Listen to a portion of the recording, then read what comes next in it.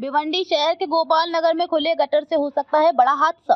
भिवंडी शहर में गोपाल नगर के रहवासी इन खुले गटर और टूटे चैम्बर हैं परेशान। पिछले कई दिनों से समाज सेवक गिरीश जवेरी ने भिवंडी मनपा से आरटीआई से जानकारी लेकर मनपा को बार बार शिकायत कर खुले चैम्बर समस्या को मनपा बताने की कोशिश की। मनपा और मनपा के अधिकारी झूठी जानकारी दें सिर्फ लीपापोती का काम कर रही है, ऐसा आरोप गिरीश जवेरी ने मनपा पे लगाया।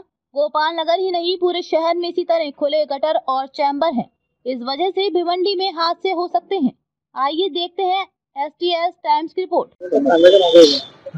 आम्ही 13 नोव्हेंबरला आम्ही या गटारीचे झाकणं तुटलेले आहेत, 3-4 झाकणं तुटलेले आहेत अभ्युदय बँकेचे। त्याच्याबद्दल आम्ही त्यांना ईमेल केला होता 13 तारखेला। त्याच्यावर त्यांनी कुठलीही कारवाई नाही केली, म्हणून मी 3 डिसेंबरला माहिती अधिकाऱ्यांना त्यांना माहिती मागितली। त्या माहितीचं उत्तर त्यांनी दिलं मुद्दा क्रमांक 2 मध्ये की कारवाई करण्यात आली।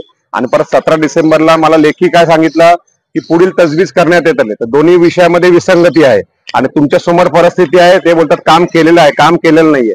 तर त्यांच्या सनदेमध्ये 15 दिवसामध्ये त्यांनी काम करण्याचा उपाय जो सिटी इंजिनियर होते विनोद भोईर यांच्यावर बंधनकारक होतं, सनदमध्ये लिहिलेलं आहे।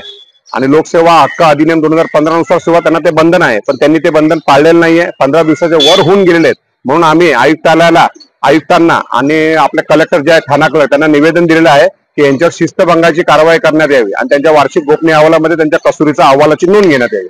आमची ही तक्रार आहे, आमचं हे काम बनवून द्यावं एवढी तुमच्या माध्यमातून आम्ही महानगरपालिकेला विनंती करतो। ज्या झाकणं तुटलेल्या आहेत रस्ता त्यामुळे बराच झालेला अपघात होत।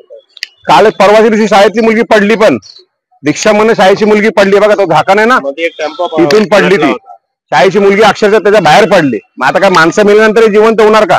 आणि माणसाला कोणाला दुखापत झाली आम्ही यांच्यावर गुन्हा दाखल